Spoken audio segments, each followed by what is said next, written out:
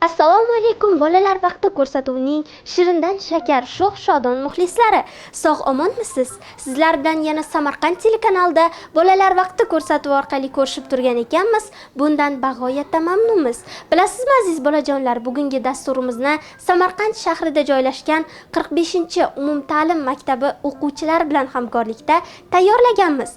Dasturimizdan bir-biridan qiziqarli va siz uchun foydali bo'ladigan ajoyib sahifalar o'rin olgan. Ekran qarshisiga yaxshilab joylashib olgan bo'lsangiz, boshlaymiz. Marhamat.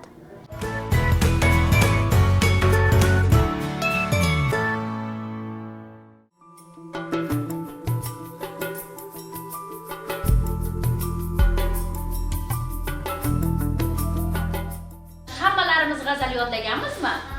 Qani kimlar g'azal yodlagan? Menga bir isbotlab beringchi. Barakallah. Ofarin. Qani O'ktamjon? Har ishniki ayladim, xatolik bo'ldi, o'z yerini qo'yib xinzora yuzlandim, yo Rob netayin.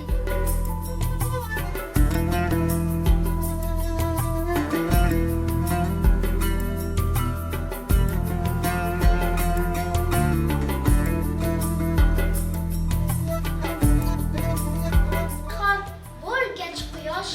Barakallah qizim. Ofarin.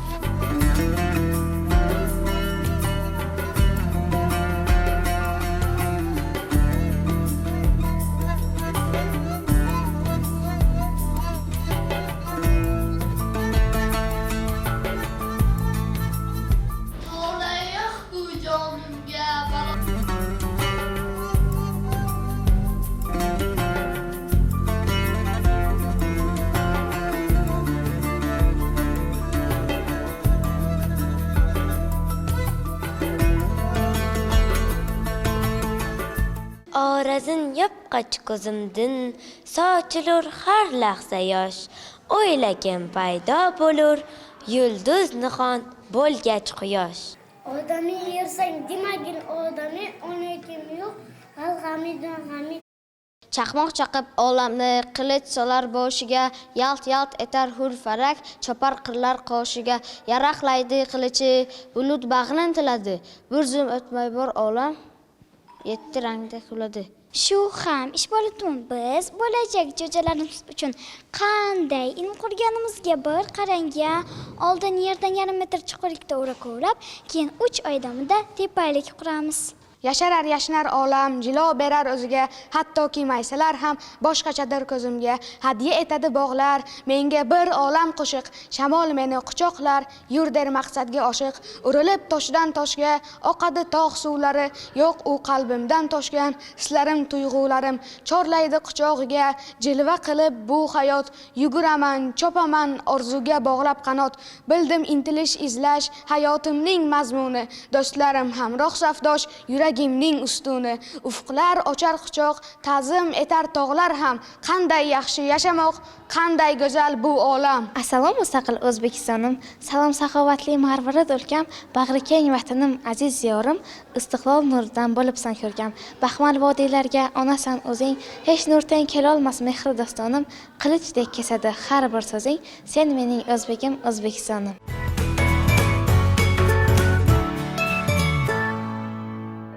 Bizning qiziquvchan muxlislarimiz, ekran qarshisiga yaxshilab joylashib oling, chunki navbatni bu qiziq sahifasiga beramiz. Barchamizga ma'lumki, fevral oyida buyuk bobo kalonlarimiz Alisher Navoiy va Zahiriddin Muhammad Boburning tavallud ayyomlari yurtimizda keng nishonlanadi va aynan hozirgi sahifamizda buyuk bobomiz Alisher Navoiy haqida qiziqarli ma'lumotlarga ega bo'lamiz.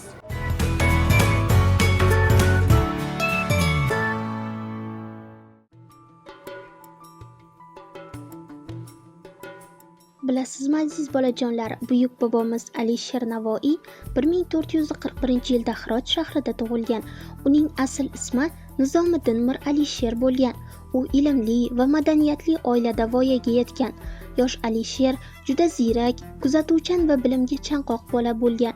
U juda kichik yoshidan kitob o'qishga, she'r tinglashga va ilm o'rganishga katta qiziqish bildirgan.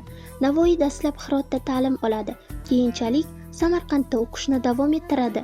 U yerda adabiyot, tarix, tilshunoslik, mantiq va falsafa fanlarini o'rganadi. Yoshligidayoq she'r yozishni boshlaydi. Uning iste'dodi ustozlari va do'stlarini hayratda qoldirgan.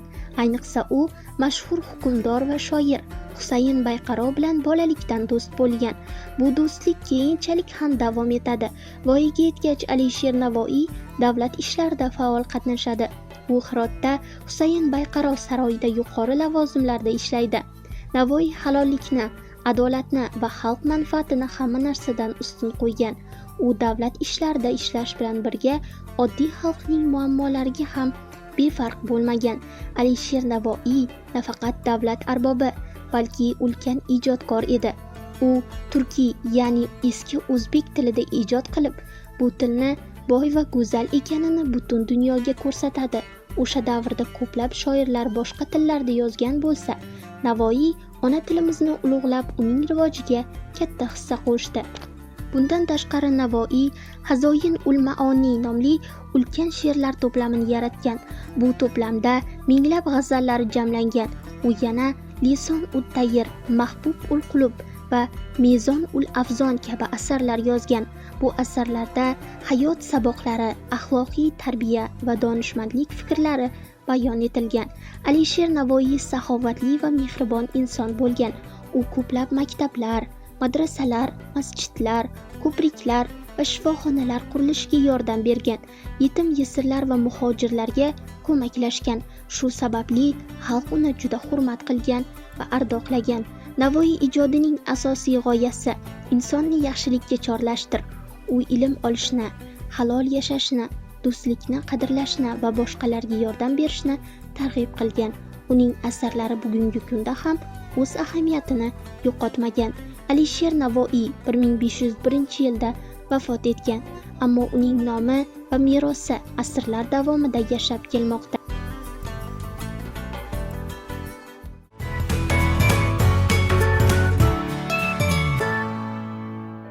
Aziz bolajonlar, bilasizmi, nima uchun sizlarga bobo va buvalaringiz, ota-onangiz va ustozlaringiz ko'proq ertak aytib berishadi? Chunki ertaklar sizlarga oq va qorani ajratishni, ezgulik va yaxshilikni o'rgatadi. Shunday ekan, biz ham navbatni ertaklar sahifasiga berib, mazmunli bir ertakni mazza qilib eshitamiz.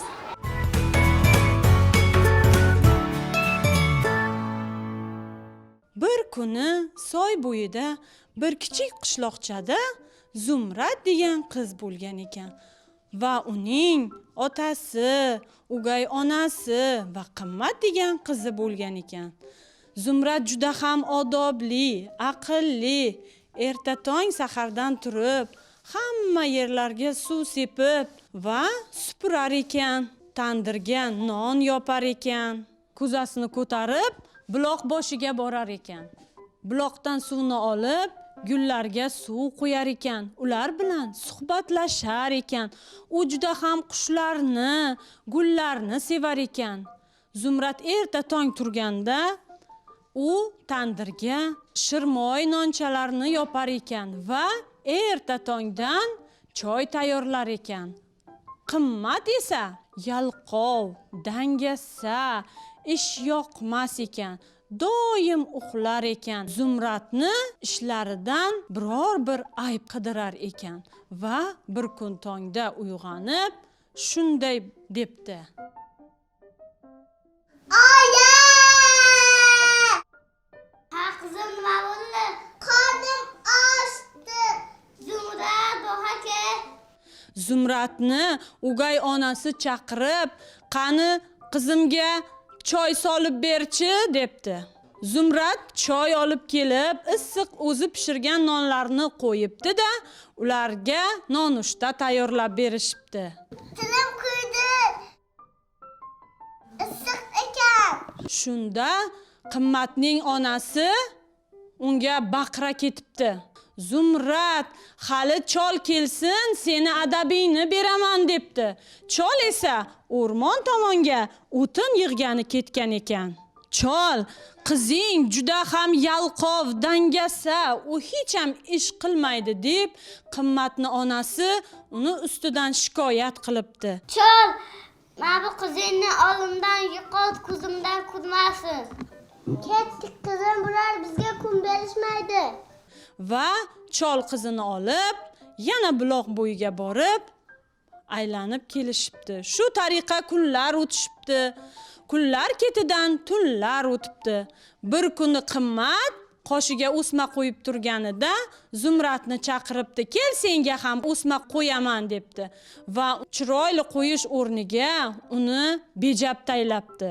Shunda Zumrad juda ham xafa bo'lib, ko'rib yig'labdi va juda ham xafa bo'libdi. Zumrad ham olibdi-da, Qimmatga ham o'sma qo'ymoqchi bo'lgan ekan. Qimmat baqirib oyisini chaqiribdi. Zumradni o'gay onasi ko'rib jahli chiqib ketibdi va Zumradga debdi: "Seni shu bugun yo'qotmasammi? Hoy chol" deb cholni chaqiribdi. Shunda chol kelib: "Ha, tinchlikmi?" deganda Qizingni o'rmondan yo'qot. chol qizini olib o'rmon tomon ketibdi va qiziga shunday debdi: Qizim, sen bu yerda o'tirib tur, men chaylaga borib shox kesib kelay. Shu tariqa tun bo'libdi va hamma yoq qorong'u bo'libdi. Zumrad qo'rqa boshlabdi. Ha qizim, nega yig'labsan? O'rmonda adashib qoldim. Yur, meni uyimga mehmon qilaman. Shunday qilib sehrgar kampir Zumradni olib uyiga olib ketibdi. Shunda sehrgar kampir Zumradga qarab shunday debdi: Qizim, sen o'tirib, men choy damlayman. Yo'q, o'zim kelaman. Zumrad yugurib borib ovqat tayyorlab, nonlarni qo'yibdi, somsalar qo'yibdi va ikkalalari birgalikda ovqatlanishibdi. Zumrad juda ham odobli, aqlli, ishchan, hamma narsalarni o'zi tayyorlar ekan, ovqat pishirar ekan, non yopar ekan. Shu tariqa kunlar o'tibdi. Kunlar ketidan tunlar o'tibdi. Bir kuni Zumrad tomga chiqib, o'tin olmoqchi bo'libdi. Qizim, qayerdasan? Va u yerda qishlog'ini ko'rib, sog'inib, otajonisi esiga tushib ketibdi. Sehrgar kampir yoniga kelib, shunday debdi: Ha qizim, nega yig'labsan? "Uyimni sog'indim" deb javob beribdi. Shunda kampir shunday debdi: "Xo'p, mayli, uyingni sog'ingan bo'lsang, Mayli, uyga ketishim mumkin. Yerto'laga tushsan, ikkita eshik bor. Biri qizil, biri oq. Qizil eshikni ochib, qizil sandiq topib chiqasan." Xo'p bo'ladi.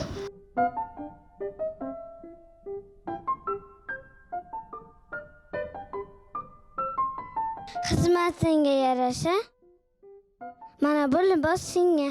Rahmat buvijon. Chiroyli ko'ylak ekan. Mana bu xazinani kaliti. Yo'lda ochmaysan, uyingda ochasan. Xo'p bo'ladi. Zumrad sandig'ini ko'tarib, uyi tomon yo'l olibdi va uyiga yetib kelibdi. Qizim, Otajon deb juda ham otasini sog'ingan ekan Zumrad, ikkalasi ko'rishibdi. Shunda Qimmat sandiqni ko'rib hayron qolibdi va uni ichida nima bor ekan deb qiziqib qarabdi. Qimmat sandiqni ko'rib, uni ichidagi zebu ziynatlarni ko'rib, u ham shunday zebu ziynatlarni istabdi va onasiga shunday debdi: "Oyijon, menga ham shunday zebu ziynatlar, chiroyli ko'ylaklar." O'gay ona: Ojon, uni qizimni ham ularga borib adashtiribdi.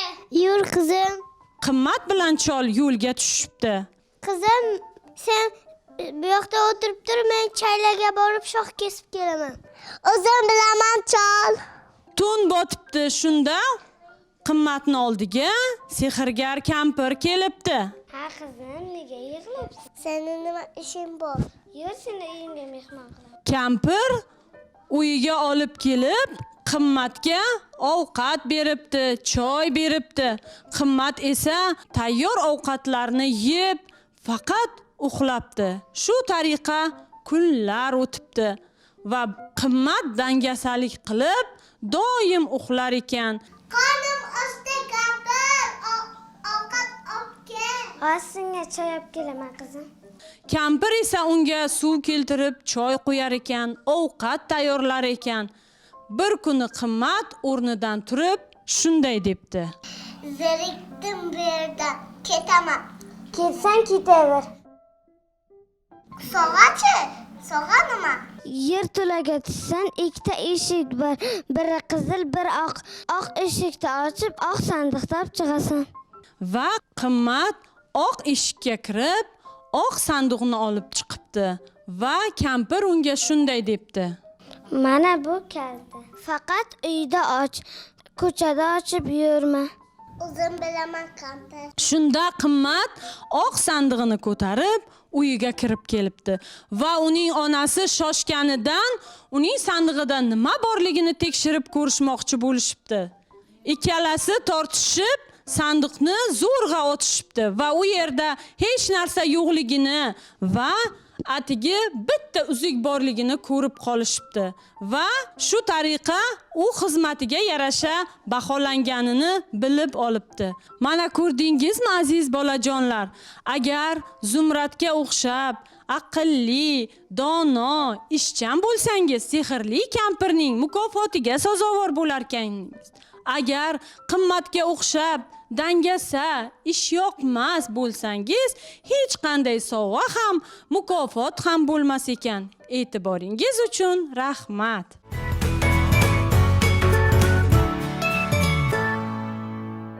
Bizning jajji muxlislarimiz, dasturimiz mana shunday a'lo kayfiyatda davom etadi. Keling navbatni raqslar sahifasiga berib kayfiyatimizni yanada ko'tarib olsak. Marhamat, ha aytgancha sizlar ham raqsga tushishingiz mumkin.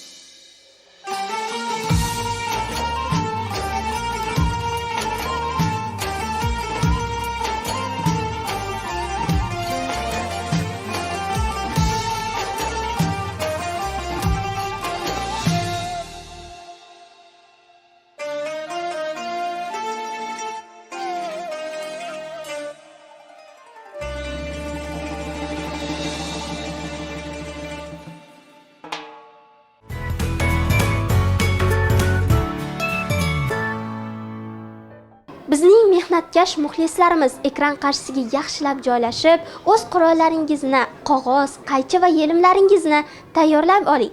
Chunki navbatni yasashni o'rganamiz sahifasiga beramiz. Marhamat.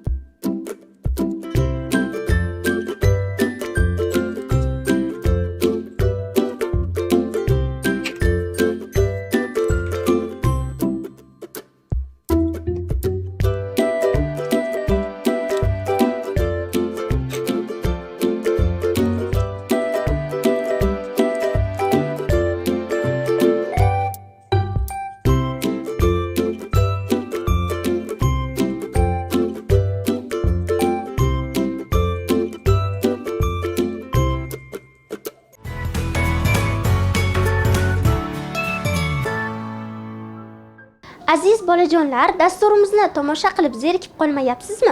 Unday bo'lsa juda soz. Bilasizmi, dasturimizga yangi bir ajoyib sahifa qo'shdik.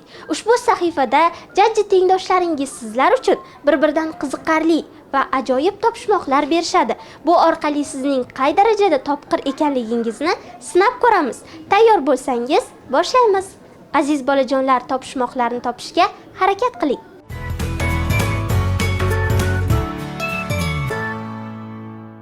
Yursang yuradi, to'xtasang to'xtaydi.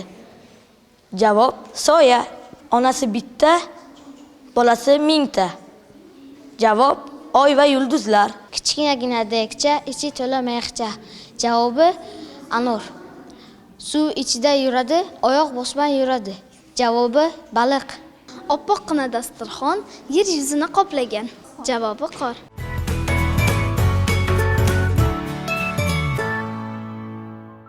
Mana aziz bolajonlar, shuning bilan yana bir ajoyib sahifalarni o'z ichiga olgan qiziqarli dasturimiz o'z yakuniga yetib bormoqda. Oldinda sizni bundanda ajoyib ko'rsatuvlar kutmoqda. Yana Samarqand telekanalida bolalar vaqti ko'rsatuvi orqali xuddi hozirgidek a'lo kayfiyatda ko'rishguncha xayr, salomat bo'ling.